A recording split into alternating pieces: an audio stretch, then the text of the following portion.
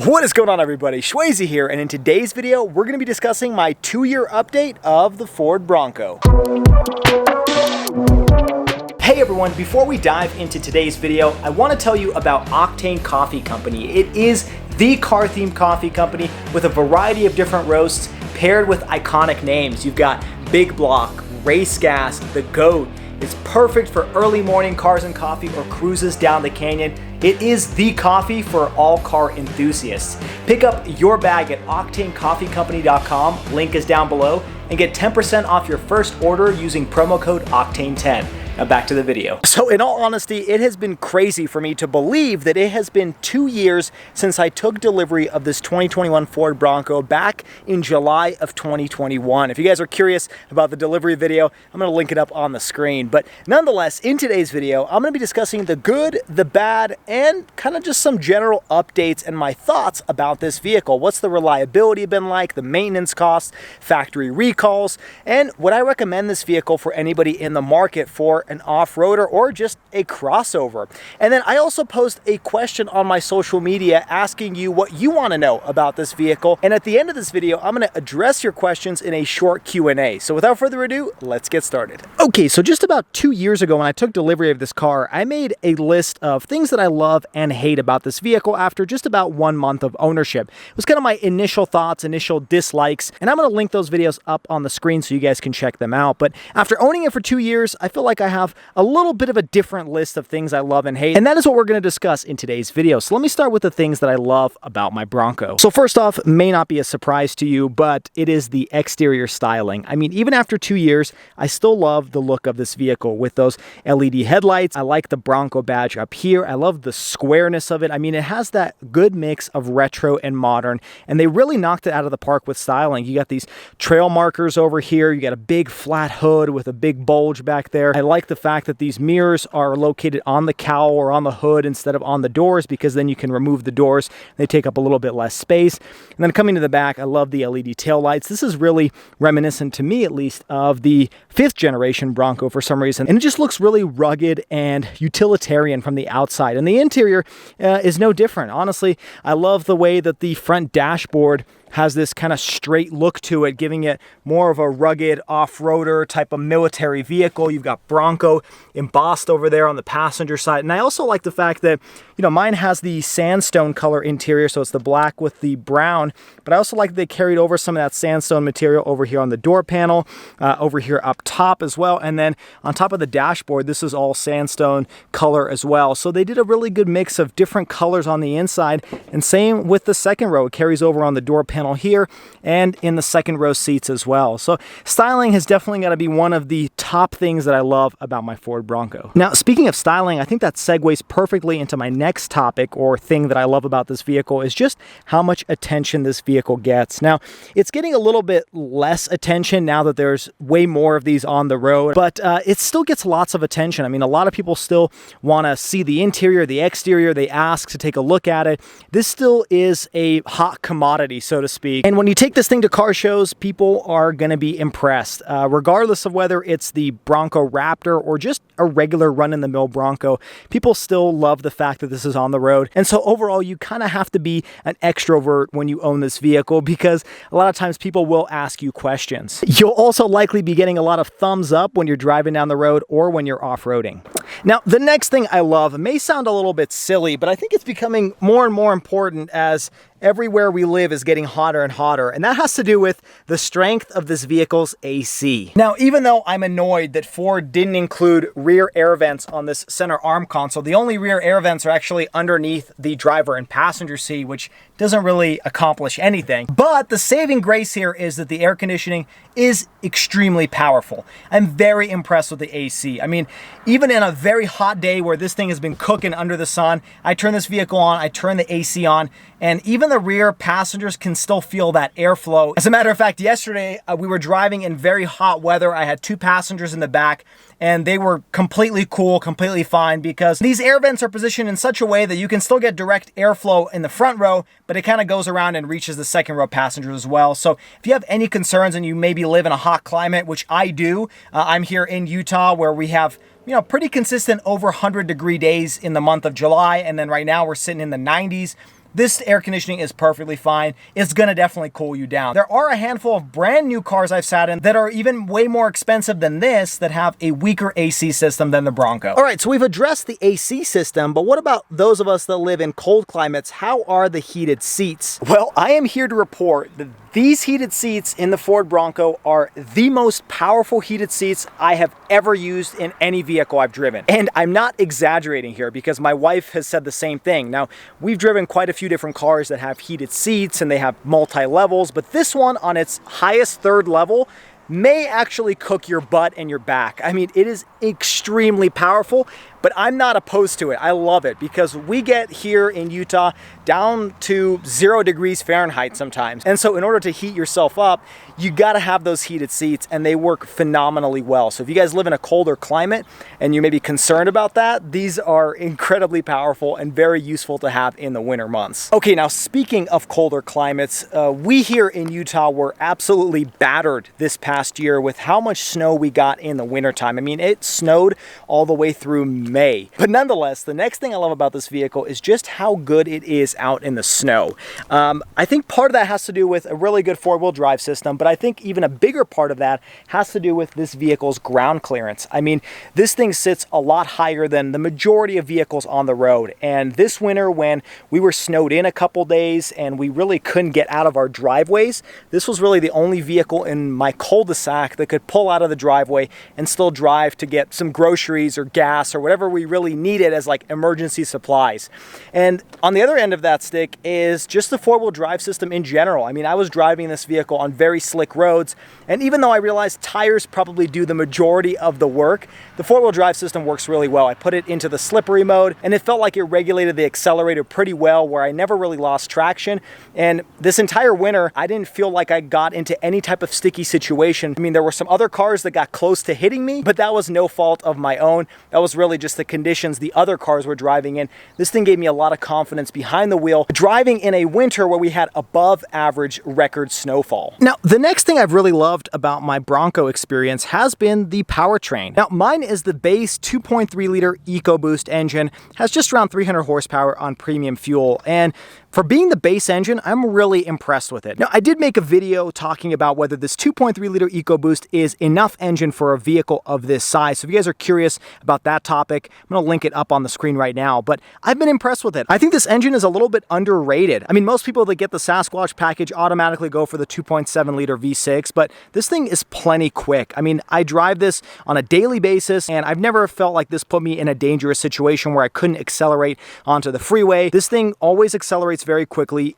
Great passing power because the turbo kicks in at those higher RPMs, giving you a little bit of boost to get you ahead of people. It's really a solid engine. I drove the 2.7 liter at the Bronco off-rodeo, and it's definitely quicker than this, but I can't say it's a substantial difference in terms of power delivery. That thing does pick up the speed a little bit quicker, but this is no slouch by any means. You know, sometimes you sit in these base engines of some of the competitors and you feel like, yeah, this is extremely underpowered, and I've never felt that in this Bronco. Now, the next thing I love is a hallmark of the Bronco, and that is the independent front suspension. Now, that is the major difference between the Bronco and the Wrangler, and that is the Wrangler has a solid front axle. This one has an independent front suspension. And even though you can argue which one's better off-road, the solid front axle is technically better.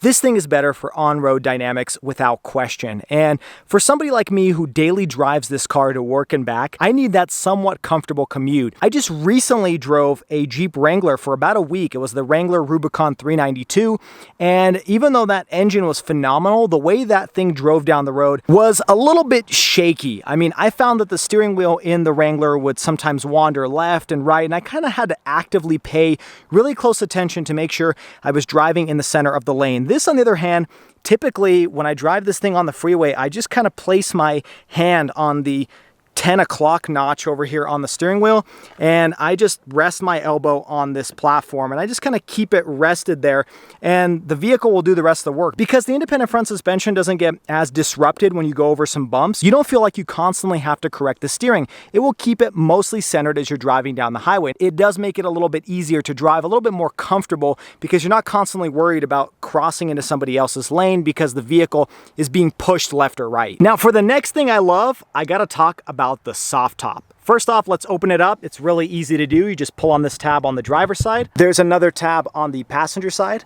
And then from either inside or outside the vehicle, you simply just pull up on the soft top and it folds back. I really love, first off, how easy it is to open. You just pull on 2 tabs and then it opens up. But the second thing I love about it is the fact that the Bronco doesn't have any type of crossbar that goes from the driver to the passenger side. That's another major difference between this and the Wrangler. Now, the Wrangler does have the power soft top roof opening, which is fantastic. It is quite expensive, but it is still a really cool feature. But at the end of the day, you still have this crossbar that kind of obstructs the second row passenger room. And even in the first row, you kind of sit there knowing that there's this bar above your head, whereas here it's almost like a panoramic sunroof where the entire roof is open. Everybody in the cabin gets to enjoy that open air experience. Now, there are disadvantages to the soft top, and we'll talk about those in just a minute, but for the most part, if I was buying another Bronco, I'd still pick the soft top just because of this convenience. All right, now that I've talked about some of the things I've really enjoyed and loved over the last 2 years of ownership, now let's talk about all the things that I kind of hate or wish were a little bit better on the Bronco. Okay, now this is something that almost everybody talks about when you talk about Bronco versus Wrangler.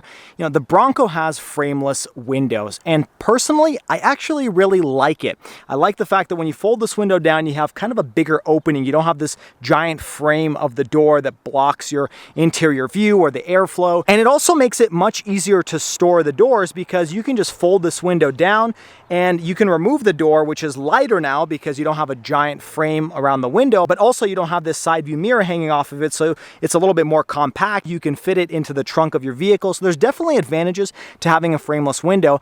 And so I wouldn't have it any other way, but I wish they probably engineered it maybe a little bit better. And I'm no engineer, so it's easy for me to say that. But first off, I don't like the fact that when you open this, it kind of shakes.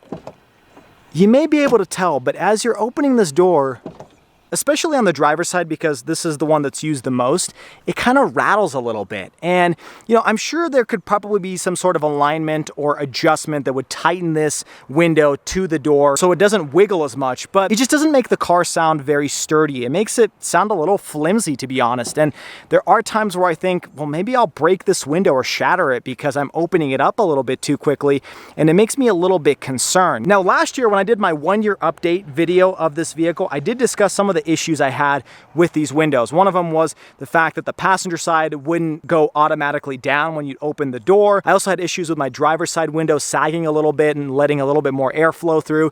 I will report that in the last year since I made that video, I haven't had any other issues with these windows, aside from what I just pointed where when I open the door, it shakes a little bit. Other than that, these have been actually pretty reliable, which I was concerned about because I already had 2 issues in the course of 1 year of ownership. I expected there would be an ongoing issue with these windows, but they really are fine. The only complaint is really just, you know, they kind of sound a little bit not very solid. Now, as I mentioned earlier, this car went through a pretty dramatic winter, and as you can expect with cold climates, cold temperatures, you're gonna get a little bit of frost or ice buildup that may make people question whether these windows are gonna last the test of time. Well, I will report that even though I parked this car underneath a carport, there have been times where there was a little bit of wind that blew some rain or snow or something in this general area, and then overnight it would freeze. And I never really had an issue where this door wouldn't open or this window wouldn't come down because there was a bunch of ice over here. There were a couple times where I used my hand to scrape off some of the snow, more so just as a precaution than a necessity, because I didn't want these windows to break. But I never had issues where opening this door, the window wouldn't come down because there was a bunch of ice here. The motor here is really strong. It pulls that window down, and really if it fused over here, it probably fused over here as well. So you kind of have to pull on the door anyways. And I didn't have any issues with this thing breaking. I mean, these things have been operating before and after the winter the exact same. I didn't have to go back to the dealership to get anything repaired because of how bad the winter was. Now, as some of you may know, mine is the standard non-Sasquatch Big Bend trim level, but about a year and a half ago or so, I upgraded to Sasquatch wheels and tires and Sasquatch suspension. So mine's kind of a quasi-Sasquatch trim level. And one thing I want to mention, and the second thing that I kind of dislike about this vehicle, has has to do with its ride quality. Now, I get it. This is an off-road vehicle. It's a body-on-frame truck with a solid rear axle, and so it's not going to drive like really any crossover SUV, and that's not what I'm asking for. But I've driven quite a few trucks and I've reviewed quite a few that drive more comfortable than this. You know, even with the upgraded Bilstein suspension, I can't tell if it made it better or worse, but this thing is kind of jarring to drive when you're driving it on pretty bad roads. And here in Utah, this winter devastated our roads. And so what was bad before is now terrible. And driving just to and from your house to the grocery store can be an off-road adventure. But this thing on bumps, on train tracks, it kind of jars you inside. It shakes the vehicle quite a bit. And you can even sometimes hear this rear tire bouncing around a little bit on its mount because that's how bumpy it gets inside the cabin. Now, I can't say the Jeep Wrangler really rides much better. There are some conditions where the Wrangler feels a little bit softer, but then others where it feels a little bit rougher. But I just wish this thing rode a little bit better on these Bilstein shocks. This past weekend, I took it on a little bit of a washboard road. As you can see, I got a little bit of dirt and mud on the vehicle, nothing too crazy, but driving on those washboard roads, it was a little bit jarring inside and it kind of felt uncomfortable after a long period of time. So if you're the type of person that's just getting this car as like a daily commuter and you're never going to take it off-road, just be warned that the ride quality is probably not going to be as good as the crossover SUV that you might be replacing. Now, before I get roasted in the comments talking about how I don't know anything about off-roading and how this vehicle is supposed to be as rough as it is, I agree with you to a certain extent, but I will say that I've recently reviewed and driven some pretty impressive off-road pickup trucks like the GMC Sierra AT4X, the GMC Canyon AT4X, and some of those have the most compliant suspension that I've ever driven in a pickup truck, and they drive a lot smoother on speed bumps than the Ford Bronco or the Jeep Wrangler. Okay, now the next thing I hate about my vehicle after 2 years of ownership is definitely something I expected, but it's definitely annoying when it happens, and that is just how much of a rock chip mecca this windshield is. Now, this is a flat windshield, of course, and so what do you expect, Swayze? You're gonna get lots of rock chips. And I acknowledge that, I understand it, but it still surprises me how much this thing gets battered on the freeway. Like I said, this is my daily driver, but just the other day, I was probably about 6 lanes over from a pickup truck that was dumping rocks onto the ground, and one happened to fly out and cause a rock chip on the passenger side. Also, a few months ago, I was driving down the road and I got this giant gash over here. You might not be able to see it on camera, but it was probably the size of like a chicken egg. And luckily I was able to get it replaced, but the residue or the leftover collateral damage is still visible even from inside the cabin. And so, you know, you just got to get used to that when you're driving an off-road vehicle. As you can see, there it is. It's definitely something you're going to have to maybe budget for, is windshield replacement or rock chip repairs, because at least once a week, this thing will get pummeled with some rocks. Luckily, it doesn't usually cause a rock chip, but this entire windshield is peppered with small surface chips, as I've driven it for almost 20,000 miles, with the majority of that being freeway driving. Now, luckily, I've spoken with some windshield repair places, and they say this windshield is a little bit more raked than that in the Wrangler, so you get a little bit fewer rock chips, but fewer than like 1 million is still a lot. So you just got to get used to that and just account for some frustrating mornings when you're driving to work. Now, in addition to expecting rock chips on my Bronco, I also expected that me getting the soft top roof was going to cause a little bit more interior wind noise or road noise. Even though it really isn't that bad, I will say after 2 years of owning this vehicle, I wish it was just a little bit quieter. Now, it's not enough to make me wish I bought a hardtop to begin with, or even have me consider buying an aftermarket hardtop, because I really love the functionality of the soft top, but it is something that you should keep in mind. Now, obviously on the freeway, it gets pretty loud inside. Not so loud that you can't have a conversation with the passenger, but if you ever have individuals in the back seats, you're gonna kind of have to yell for them to hear you. It's happened many times before where I'm having a conversation with a person behind me and they have no idea what I'm saying or that I'm even speaking to them. The second thing is, if you have Bluetooth calls when you're driving on the freeway, it's going to be very hard for that individual to hear you over the phone. So I wouldn't recommend having any type of important business phone call when you're in the Bronco and on the freeway. Now, driving in day-to-day traffic, it's really not that bad. It does get a little bit louder, especially if like a motorcycle drives by you, but you can still have a conversation with the person in the back or a phone call conversation and be totally fine. Okay, now for the next thing I kind of hate about this vehicle, every single Ford Bronco comes with wireless Apple CarPlay and wireless Android Auto. That's fantastic. It's awesome.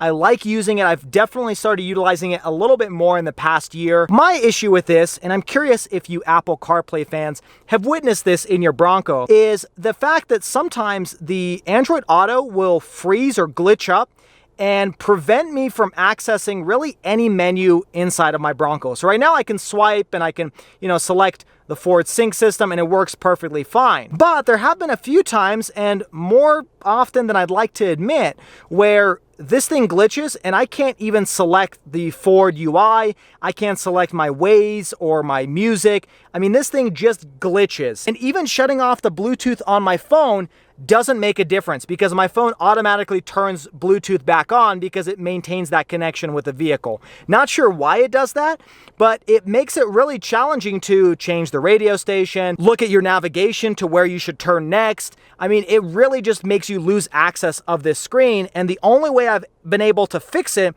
is by parking the vehicle and turning it on and off. There are also quite a few times that I've been driving with the wireless Android Auto on where it will automatically shut off for me. So it'll start glitching the Bluetooth audio, and then all of a sudden it'll say the connection has failed, and it will go back to this Ford Sync UI and essentially boot my phone off the system. All right, so now that we've discussed the good and the bad, now let's talk about some of the costs associated with my 2 years of ownership. All right, first off, I'm sure you're wondering about MPG, especially with these 35-inch Sasquatch tires. Well, let me show you what the vehicle has been telling me. Okay, so as you can see here, my vehicle is telling me that on average, I get 19.2 miles per gallon. Now, in terms of how I drive this vehicle, I would say about 80% has been on the highway, with the remaining 20 just driving in city traffic. So this is definitely on the higher end of what you can expect with a 35-inch Sasquatch tire Ford Bronco. Now, although 19 MPG may not sound that great from a small 4-cylinder turbocharged engine, you got to consider that this is a really tall box in the wind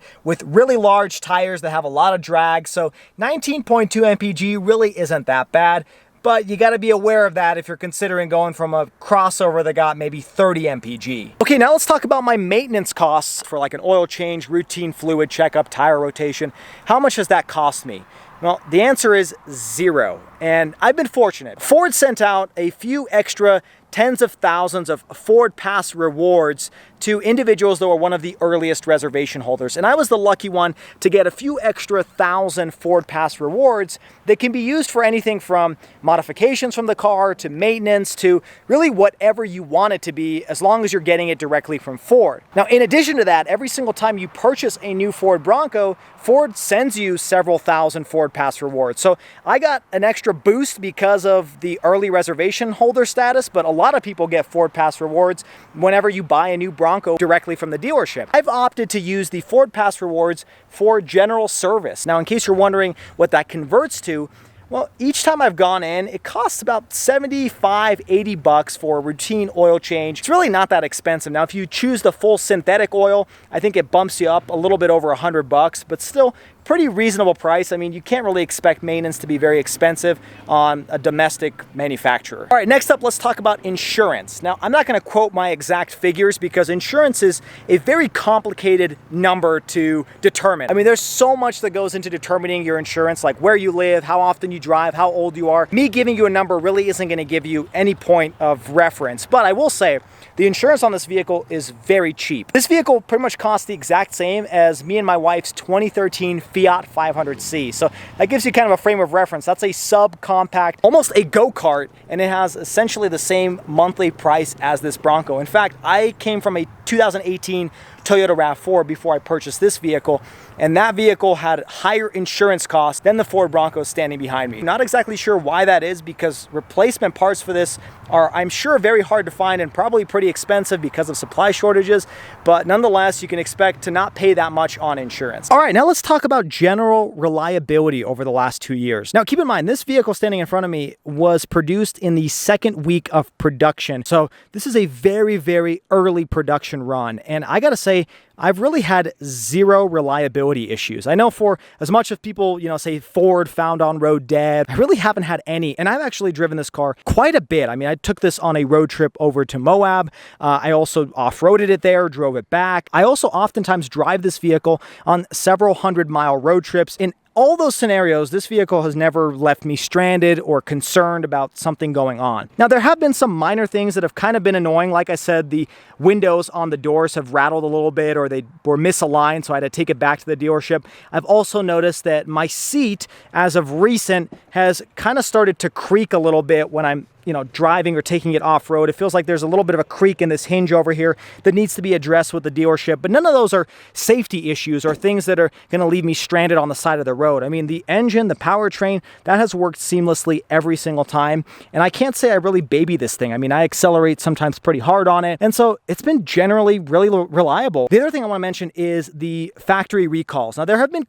quite a few, but a lot of new vehicles are getting factory recalls because there's just so much tech baked into them. There was one recall where they needed to update the software for the latest safety tech, but it wasn't an impending doom type of recall. There was also another one where I believe they replaced the rubber boots on the half shafts over here on the front passenger and driver side, and they did that pretty quickly. So there's been a handful of small recalls that Ford has been pretty quick to address. Now, there was one recent safety recall that I haven't taken this vehicle in for, and that has to do with, I believe, the positioning of the seat belts on the driver and passenger side, which according to Ford makes it sometimes hard to reach. Now, I don't think that's a really big issue, at least in my perspective, and so for that reason I haven't really addressed it, but you'll occasionally get those in your ownership of a Bronco. All right, everybody, now it's time for a little bit of a Q&A. Just a few questions that I received from you followers, subscribers, that I wanted to answer in this part of the video. Now, the first question I got is from Das_Shank, and he asks,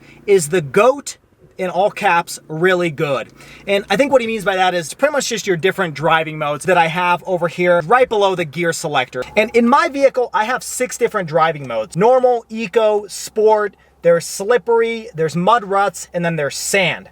And I haven't used all the modes. When I go off-roading, I usually hit mud ruts, and then when it's wintertime, I usually hit slippery. Now, I can't say I notice a dramatic difference between the different modes, but I will say I do notice a difference in the way the accelerator feels. So when I put it in slippery mode, it doesn't allow me to really accelerate as quickly, which makes sense because in snowy conditions, you really don't want to light up the rear tires. You kind of want it to be a more gradual acceleration. Same thing with mud ruts. It kind of regulates the pedal feel so you can't, really lose control as you're accelerating when you're off-roading. I'm sure there are other little tweaks that it does, but for me, I've noticed the biggest difference when I turn it into slippery or into mud ruts when it comes to the gas pedal. Fabs41 asks, if you could get any off-roader at all, would you still choose the Bronco? Really good question, especially as a few more off-roaders are starting to enter the market. The short answer is yes, but let me explain. So there are a lot of off-roaders that I really like. First off, I respect the Jeep Wrangler a lot. I mean, without that car, this car wouldn't exist. If you're talking about the Bronco Raptor or the Jeep Wrangler Rubicon 392, I'd pick the Jeep Wrangler Rubicon 392, but for every other trim level, I would take the Bronco in all of those other scenarios because this is just a more daily drivable or more livable vehicle. It's a little bit larger on the inside. You've got that independent front suspension where it's a little bit easier to drive down the road.